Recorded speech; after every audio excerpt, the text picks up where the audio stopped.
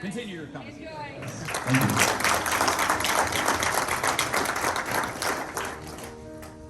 Thank you. Good morning. It's great to see so many industry professionals, some of our students here, professors.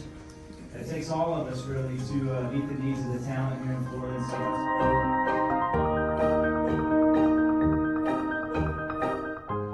And again, that solves a big problem. That will get the attention of senators and representatives up in Tallahassee.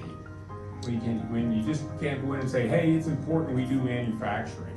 That helps explain why.